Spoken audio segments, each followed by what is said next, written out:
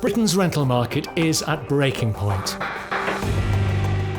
Give me home, please. With not enough homes to go round, soaring rents, Oh my God. squalid, overcrowded conditions, Little swines. landlords pushed to their limits. They're crooks, they're running a scam. When am I going to get my money? At the hands of bad tenants. We're just trying to see when you're leaving our property. Carnage, utter carnage. It's a full room. Hang on a minute, lad, who are you? I've got a situation. I need police assistance. This is Nightmare Tenants, Slum Landlords. In this episode, we catch up with some of the most extreme stories. You've caused my client so much grief. I have nowhere to go. I want to speak normal, yeah? Just start laying your hands on me again. You'll be going out there a lot quicker. And find out what happened next. Might have been dead. Discover the lessons learned by both landlords Little swines. and tenants.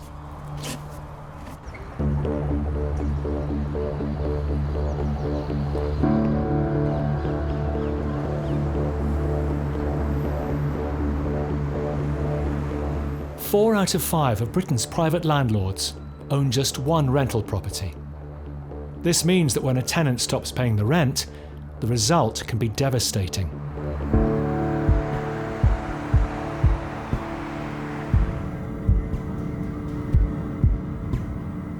"32-year-old English teacher Mohammed Rahman is owed over £8,000 in rent and legal fees by his tenant. It's been almost 4 months since he received rent for his 3-bed house, and he's in deep financial trouble. The rent started coming in late, and I had to keep on calling them, and they keep on coming up with excuses. And after about 9 months, my rent stopped. Financially, it's really hard for me and my wife, and it's painful in so many different ways.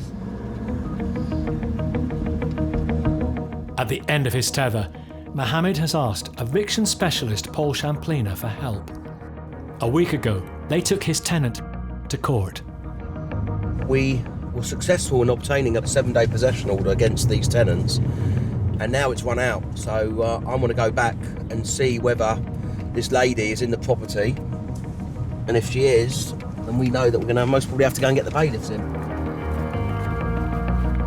People have a perception of landlords, they're these greedy property investors that just want to make money out of people. They're just normal people, 80% of landlords out there have 1 and 2 properties, and it's really, really hard. Hi, Mohammed. Morning, how are you? How are you doing? I'm all Are right. you okay? Kind of, yeah. How You're a little bit nervous, I presume. I am, yeah. Okay, so what I'm going to do is I'm going to knock on the door, see if she's here, and she hasn't left, then we have to have a conversation about how we need to evict the tenants. Let's do it. We pitch up early in the morning to try and get tenants in. Some of them will slam the door in your face, or some of them will get verbal, and sometimes they will get physical. So, yeah, you're quite jittery. You don't know who's behind that door, and you don't know what reaction you're going to get. All right, let's go. Hello? Hello? Hi. You're the tenant. This is the letter explaining what happened at court. This is the landlord. You know the landlord. He's owed almost 4 months' rent. Okay. He's had no money. He got a possession order last week. Are you going to be leaving then? Yeah. That was expected. I was hoping that they'd come to their senses, either pay the rent or leave. I was really hopeful, but it didn't work out that way. Although is the named tenant, Mohammed and Paul strongly suspect there are more people living in the house, which will make the eviction more challenging. The next time we're going to come back here is going to be with bailiffs. Yeah.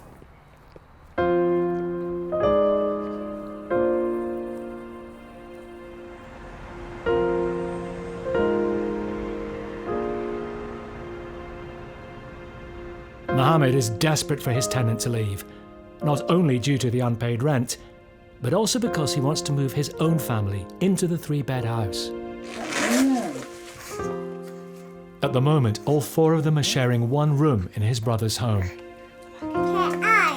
So this is basically our sleeping room, our chilling room, my work room, my children's playroom, my wife's dressing up room.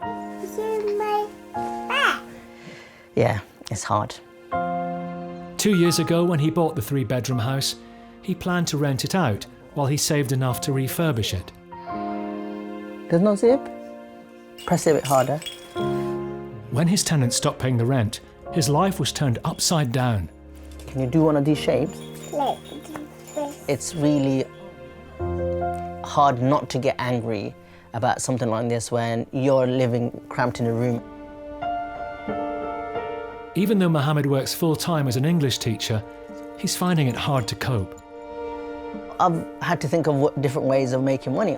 So I thought I'd do Uber, which is quite flexible, and I can do it after school or during my holidays.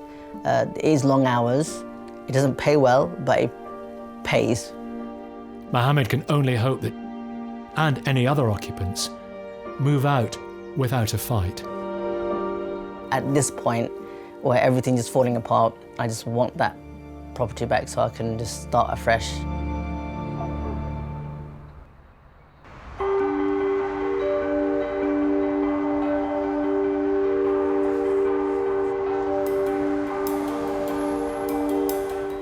In 2012, squatting in a residential property became a criminal offence, with a maximum sentence of 6 months in jail.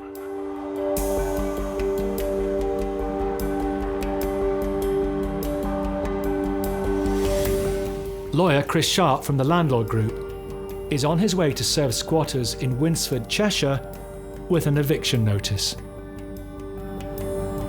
If the occupiers are there when we get there, I will explain to them in no uncertain terms. They will have 24 hours. That is it. Carl, the owner of the 3-bedroom bungalow, is currently away, working in Mexico. Chris suspects the squatters know that and are hoping no one will notice that they've taken over his empty home. My motivation is simply to get the people in there out, because that's what my instructions are from my clients. We hope it will be peaceful and we hope it will be straightforward. We don't want any problems. So if you can see, it's a lovely little suburban street, and then you've got this. It is just a wreck. These people just have no regard whatsoever.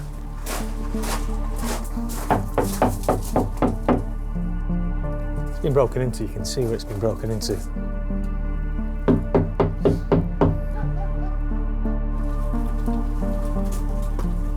Can't hear anyone, but there's definitely a dog in there.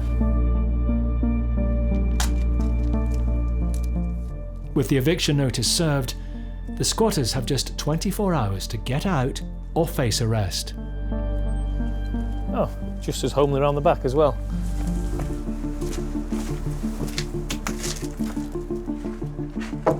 Oh, it's a beautiful dog. Look at that dog. When I turn up to a property to serve notice, if there's nobody there other than that lovely little dog, I'm quite relieved, because it just negates any potential for confrontation. I'm just going to give Carl a call now. Hello? Carl, I'm at your property. I've served the papers. There's nobody in. There is a dog here, but the place is a real mess, Carl. You know, you've got a lovely street here, and then you've got your house, which has been, it looks like they've just trashed it. It's just terrible. Round the back's the same as well. Oh, okay. How are you feeling? Well, I'm upset and I'm worried now. I mean, let's just wait and see what happens. Okay. Thanks, Carl. I'll speak to you soon. All right, thanks for your help, Chris. Here you've got Carl. He's 4,000 miles away, and they're pulling this stump behind his back. How frustrated must he be? I'm frustrated, and it's not my property. And whoever's doing it, they need dealing with.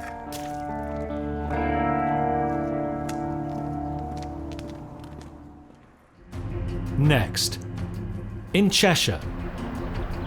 Right, we're in. And in Ilford. You're leaving this morning, yes? Madam, you need to start packing for me, please. Who is that? Yeah? You are leaving, so now you make a decision of how you want to leave.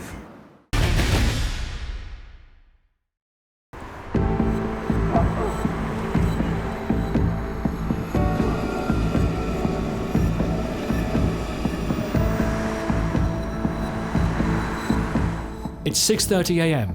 and English teacher Mohammed Rahman is heading to his rental property. In less than an hour, High Court sheriffs are set to evict his tenant and anyone else living there. I've been looking forward to this day since like 4 months now. I just want it to be over and just done. I just want to get it over and done with. Even though the eviction order gave his tenant 7 days to leave, Mohammed's legal advisor, Paul Shamplina, is not feeling optimistic. You know, when there's months and months of court cases and there's letters and there's confrontation, tenants still don't understand that they're going to be evicted. They think that day's not going to come. So when we turn up and that happens, then emotions run really high. So I was really, really nervous driving to that eviction. Hi, Mohammed. Hey, morning, how are you? A miserable day in Ilford. It is. We're 15 minutes away. It may kick off.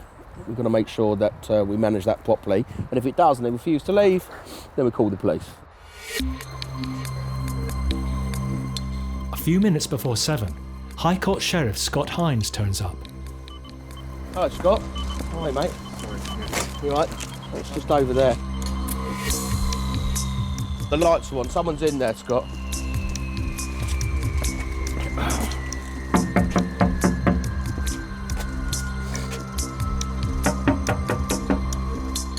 Morning. Do you want to open the door for me, please? Yeah. Hello. I'm an enforcement agent. This is High Court writ of possession. You're leaving this morning, yes? This tells me that you have to leave. Come in, please. Excuse me. Madam, you need to start packing for me, please. Who is doing? Mohammed is now owed over £8,000 in rent and legal fees, money he's having to make up by working 2 jobs, 7 days a week. This is High Court writ of possession. Yeah. No, you need leave. Don't come, ladies, yeah? Listen, don't start shouting. Don't come, ladies, yeah? Let me come in. Sorry. Speak, why are you coming? Don't start doing that and Well, start why are you threatening me. going You for my don't scare children? me Why? whatsoever. You wanna fight? I want to speak normal, yeah? Hey, children, come on! You're shouting. Don't come inside, yeah? I'm going to be honest with you. We can do this 2 ways, okay? The first way is I'll help you pack a bag and I'll help you carry it out. The second way is you're going to be carried out as well, which I really don't want to do. But you are leaving, so now you make a decision of how you want to leave. Because you are leaving. When we tell them they've got half an hour to bag their stuff up and leave, then the reality kicks in and then all the emotions come out. If someone becomes aggressive, then it becomes a different scenario. Hey, children, come on! Some people will try and intimidate so that it doesn't go ahead. Please, please! Get your hands off me now, okay? Don't push! Don't push! Okay? Don't distress the children. You should start laying your hands on me again. I'll be going out there a lot quicker, okay? Take your paperwork. Okay? Listen, please. You can look at me all you like, you can stare at me all you like, okay? You don't scare me, now get your shoes on and leave, please. I've asked you nicely. You've started getting aggressive. Get a bag packed, get stuff for the children and leave. With the situation getting out of control, Mohammed calls the police. We've got a High Court sheriff in there with a High Court writ, and the occupants, tenants, won't leave. So you need to start packing up things you need today for your children, yeah, medicines, paperwork, like your ID papers, things like that. You need to take those and get those done. You've got, 45 minutes? Yeah, if you're happy with that. 3/4 of an hour to do that, but you've got no choice, you have to go. I just feel really sorry for the children that have to go through all this. It's just really distressing. When the kids were crying, I felt bad for them. I mean, who wouldn't? But I put the blame solely on the parents because the parents knew exactly what was going to happen. If they really cared about their children, then they would have made sure the children weren't there. Realising the game's up, events take a surprising turn. The man who was refusing to leave casually walks off with 2 of the children. When I saw that they didn't have any bags and it didn't look like they were actually moving, I was just so angry. They live somewhere else. Yeah. So I've just seen them just walk into the house. They live in that property. So they just live right across from my house. See ya. Bye-bye. Bye. Take care. At Mohammed's house, there's another surprise. There were 7 upstairs. It appears his tenant may have been subletting rooms. Allegedly, she was charging 600-800 quid a month. She was making money. I suspected there could be more people in the property, but I didn't have a clue at that point. And of course, if the police hadn't have turned up, God knows what would have happened. You know, the brother who was kicking off could have shouted down, and you know, all hell could have broke loose. So, yeah, it was a fractious situation. Could you just sign there for me, please? Yeah. Now that Scott's sure that everyone has left, Mohammed can finally have his home back. Well done, Scott. You've done a really good job. No problem. Very, very good. I earned me money today, haven't I? You've earned your money. Look at the garden. Huh? Rubbish that they left there. Oh, my God. Oh, that's disgusting. None of that was yours? None of that was mine. None of this is mine. You're going to have to skip all this. I am, and that's going to cost me a bit. Cost you more money. It's not just the garden that's a shock. They soon discover that every space has been converted into a bedroom. This is supposed to be the dining room, the lounge, but this isn't a bedroom. They're double beds. Most probably 2 people were sleeping in each bed, trying to maximise as much money as possible. She's still outside, the woman. She's still outside, yeah. I think you might need to leave someone in here. Yeah, I'm just going to call my brother, because if I go work, I can't have no one coming in here. Who's to say they're not going to break back in? What do they want?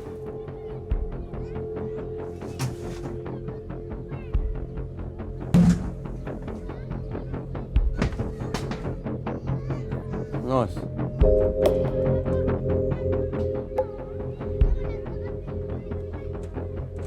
I mean, I tried to give it a show that I wasn't scared, I wasn't intimidated, but it did feel like a war, and it was a war that I was always losing.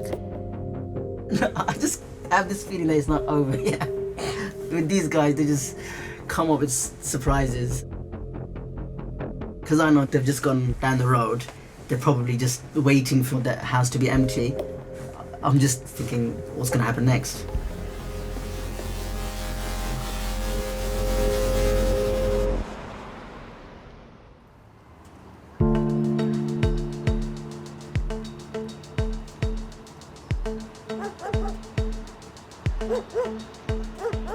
Two of letting agent Paul Ainsworth-Lord's tenants have been causing havoc with their neighbours. This can't carry on happening. They're going to be out. I want them out. Getting quite serious now. One tenant, Simon, has left the property, but the other has now moved his girlfriend and her child in. They're trashing the house, causing havoc on the street. It's turning into a bad job. So, I've got to go. Deborah from our office, my wife, she's going to be meeting us there. She's got a slightly different tact than myself. So on this visit, we'll probably do the good cop, bad cop.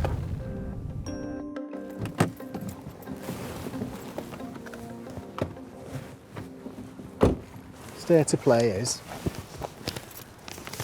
we've had the complaints and the music's been banging all night.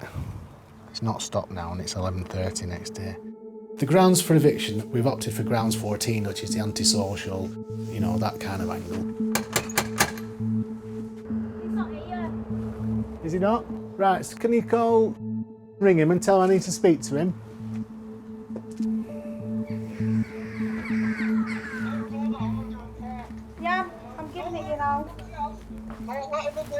Right. Well... It was a video call, like a FaceTime or something. They could see me, but I couldn't see them. Can't see you. Listen back! I'm giving you 2 minutes to get away! Who's that? You with the photo light, I'm giving you 2 minutes to get away! Where's... Listen to me! Who am I talking to? Listen, never mind! You've got 2 minutes to get away, I'm coming! They do it all the time. Probably would never have said anything like that to my face. Who are you? Hello, excuse me, can I ask who are you? Paul from Ainsworth-Lord Estate. Now, mate, who is it? I'm Paul from Ainsworth-Lord Estates. Whoever is threatening Paul doesn't sound like... But moments later, the tenant himself comes on the line. Right, what are you after? I want to speak to... We've got all these problems to discuss, man. If you wait there, I'll be with you in 2 minutes. That's fine. I'll wait. It seemed like... You know. 2 minutes later, he arrives. Do you want to... Honestly, if that camera goes in my face, I'll take it out your hand. Do you want to... Hi, mate. I'll take it out your hand if that camera goes near me. Do you want to know why we're here? Well, obviously, I'm probably being evicted or something. It's not that. I'm serious, get that camera out my face. No, get that camera out my face. No, cameras, I'm telling you. With causing a scene, a neighbour intervenes. Listen, are you going to start? Are you going to start on me? If I have to go to a situation that might kick off, Deborah's the one to take because I think she's good at diffusing situations.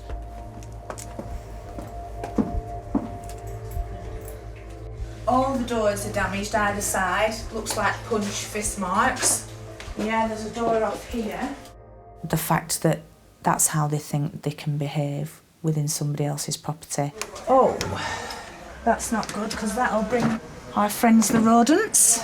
If I was their mum, I would be heartbroken, I would be distraught. These holes ain't me. These ain't me. They're not me. This is Simon's. That one's me. I'll admit to that one's me. But Paul and Deborah don't know for sure who is responsible for the damage, but the source of the noise complaints soon becomes apparent. There's some big speakers then. Oh my God, that's some serious speakers. Yeah. You played it through them? Yeah, don't go on loud though. It's just because... It's a wonder the wall's not down, fella. We were having phone calls on a Saturday from the next door neighbours telling us about the noise all night, the music. This was going for like 12 hours a night. And I do think we have to take some responsibility for antisocial behaviour. They later began fighting and took it outside. Whilst they were outside, me and my partner went out and told them to be quiet and keep the noise down, and that it woke the children up.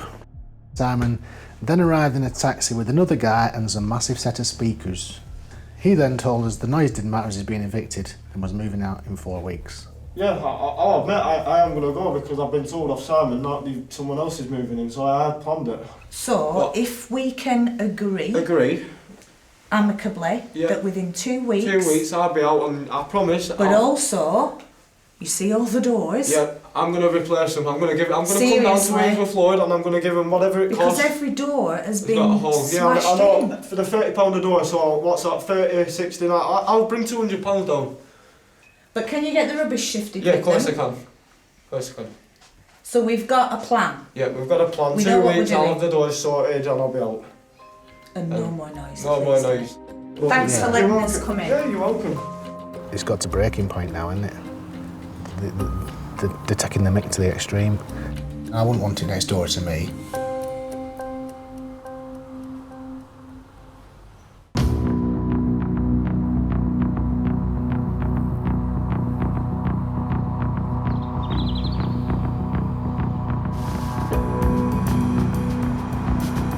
Lawyer Chris Sharpe and Cheshire Police are on their way to evict squatters from a 3-bedroom bungalow.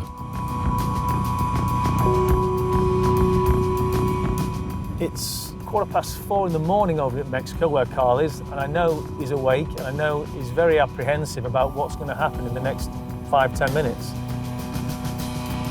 Earlier this week, Chris obtained a court order giving the squatters just 24 hours to get out.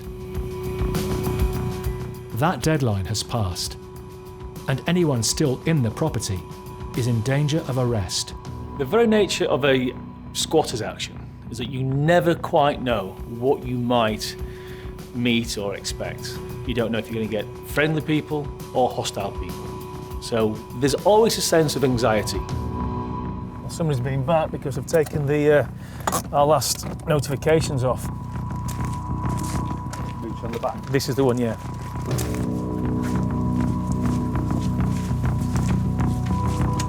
Hello? No? Don't let the dog out. Don't let the dog out. Right, we're in. Hello, please. Everybody in? Obviously signs it's being used.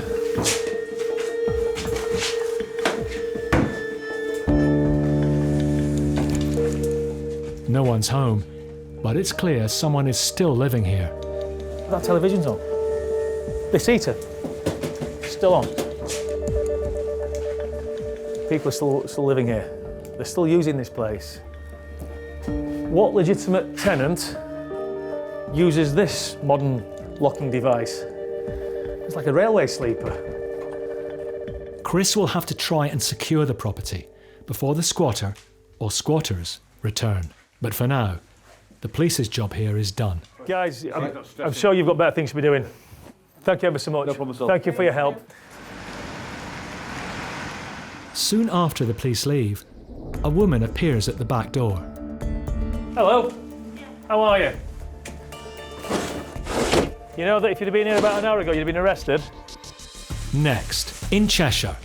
There's no happy ending. It's a shocking situation. It really is. And in Darwen. Pelical swines. Oh, what a mess.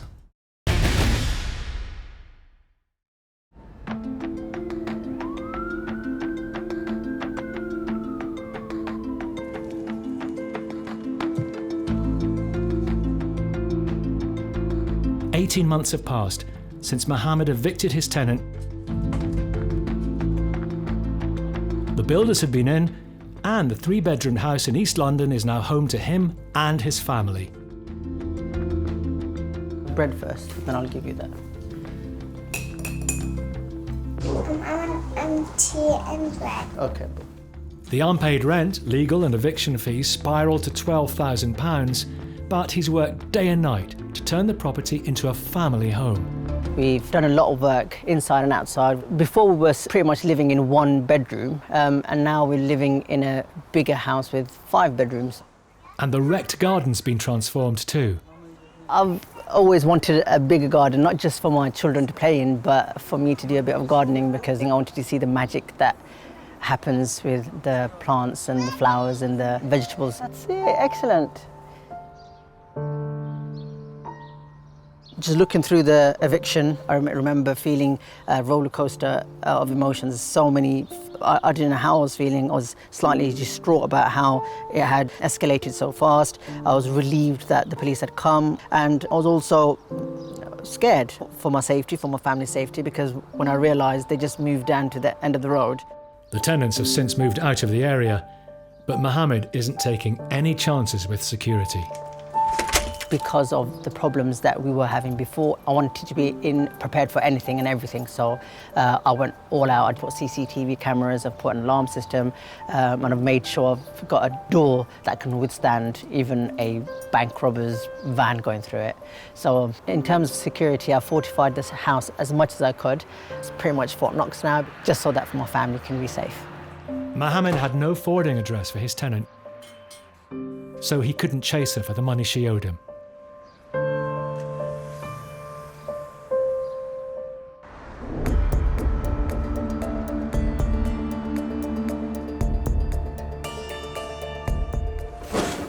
You can't come in.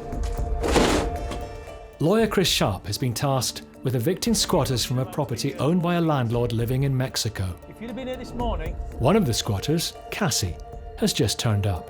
It's a criminal offence for you to be in this property. If you'd have been here this morning, you would have been arrested, because we had 4 police officers here this morning.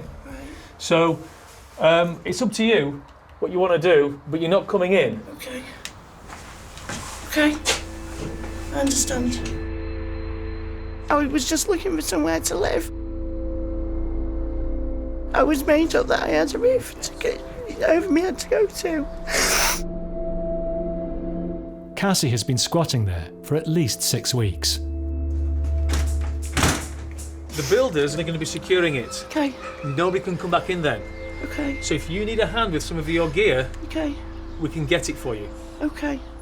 Do you want to come in and show me what is yours? Everything in there is mine. Obviously, I'm not going to get a chance to get this stuff, am I? Well, we can put it outside for you. That's not a problem. Okay.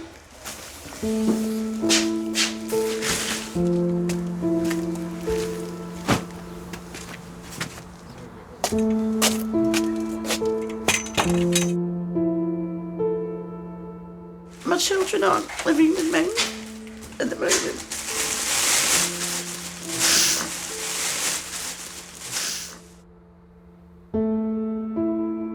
I'm suffering badly with my back due to an accident I had.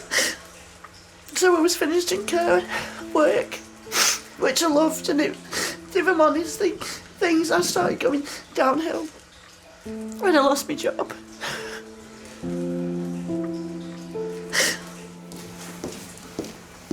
In the previous property I was in, I had my benefits stopped a couple of times, and my arrears just went mounting up and I couldn't catch up. And I've become further and further behind. And this is the outcome. I was just made up to have somewhere to go.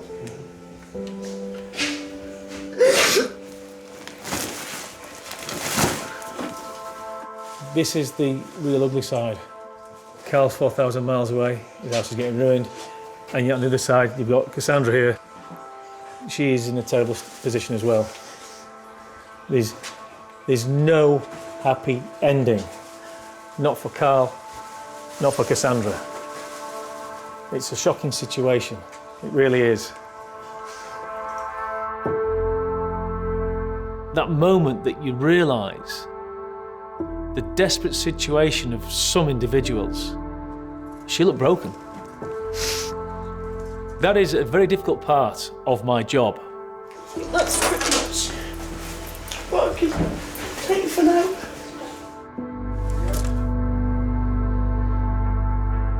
When we started this process, we knew we were dealing with something underhand. But what's come to the surface is clearly a very vulnerable individual. We've still got to deal with this, but this shouldn't be on Carl's shoulders. This is not his problem to carry.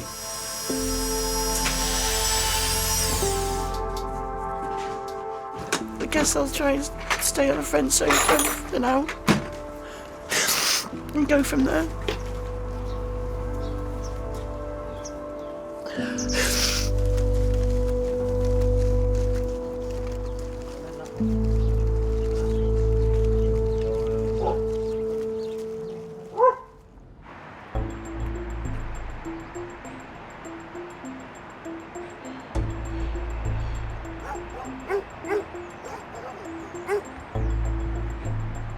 I want the tenancy surrendered, and then we can draw a line under this. Nightmare. After repeated complaints of antisocial behaviour, letting agent Paul Ainsworth-Lord is trying to remove tenants from a house he manages. They're causing a havoc on that street. It's just a nightmare for us all. I want them out, I want the house back. They were supposed to move out before the weekend, but it's well into Monday now, so I'm hoping and praying that they've gone. It'll be a good day for us all if they've lived true to the word.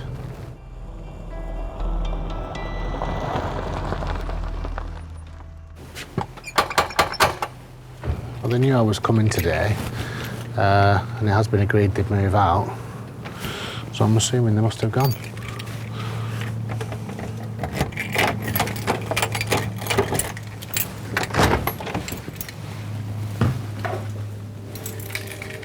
Hello? The little swines. Oh, what a mess. Oh, talk about get your back up. Bloody hell, more vandalism up wall.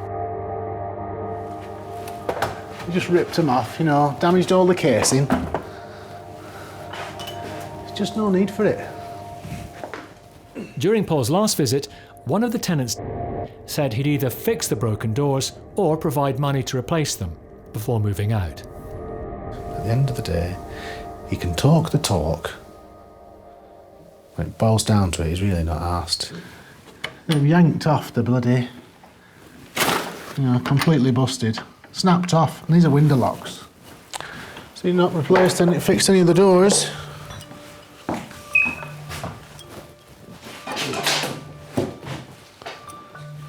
The key to the success is negotiating people out, coming to an amicable arrangement. It's far better to do things amicably, part as friends, if you like. We have failed, yeah. It's when Blackburn Rovers won the Premier League in '94. You know, somebody's had that for a long time. What? 25 years or 26 years they've had it. And it's just been lost now because it's wrecked. But the worst of the destruction is in the kitchen. Oh, nothing like ripping a few cupboard doors off, eh? It's what you call willful damage, that. When I came here last week, this was all fine, you know, it was quite tidy-ish, but all the doors were intact. They'd been ripped off, physically ripped off. Just chucked down here.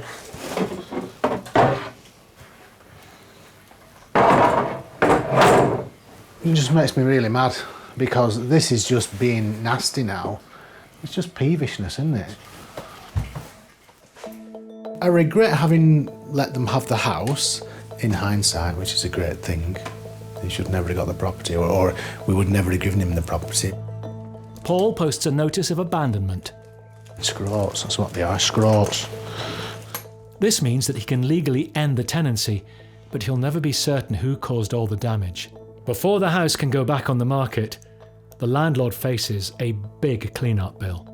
One innocent play can cost you thousands of pounds. Left with a dump or a trashed house. Just evil, a version of evilness.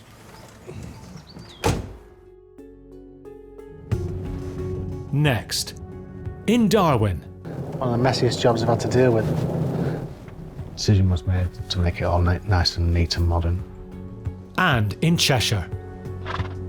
Good to see you, brilliant. You know, it's so lovely to see you. Oh, bless you.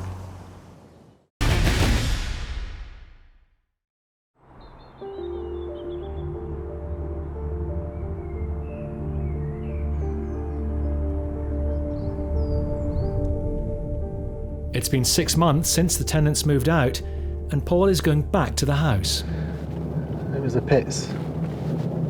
One of the messiest jobs I've had to deal with in recent times. These lads were up to all sorts. Complaints from the neighbours that they were driving up and down in the house with motorbikes. And it's like, you what? Shoot to God, no. It's not that big of a house.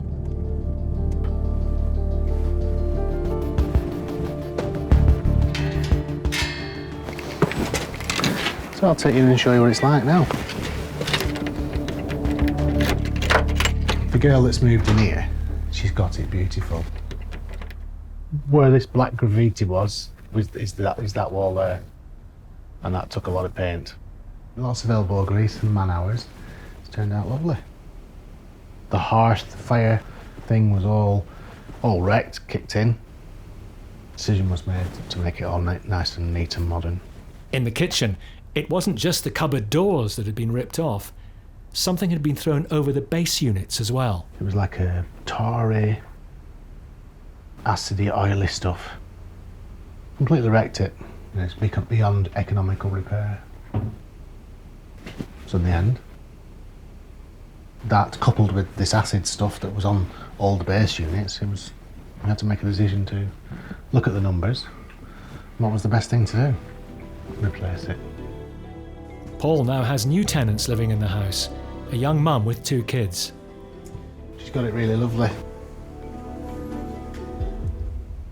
She's made it proper nice and homely. We've gone from a skanky scrot to somebody who really appreciates what she's got. But they had these 2 makeshift bed things. I mean, you can see all the food on the carpets. The mind boggles. Completely first-class scrot, these lads. And I should imagine they're probably struggling to find somewhere else to live now. It serves them right.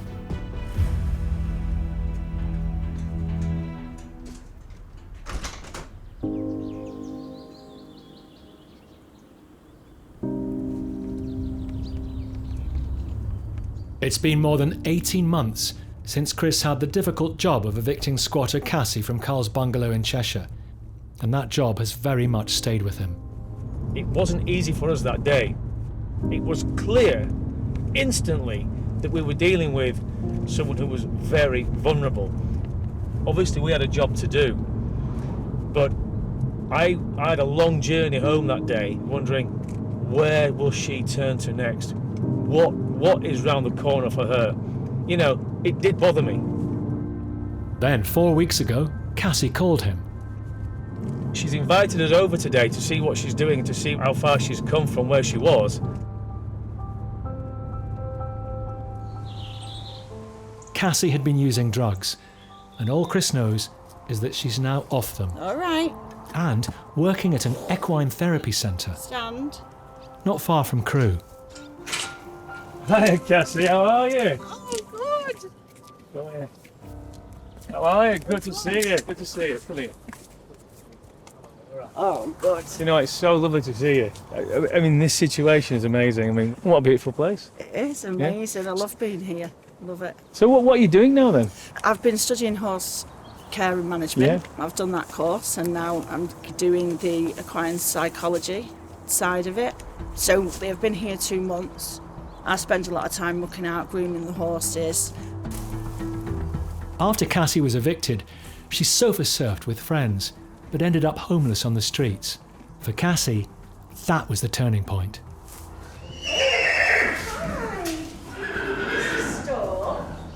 I've done some really bad things in my addiction. I've hurt people that have loved me, and all they wanted for me was to get well, and they were desperate for that, and I just couldn't stop.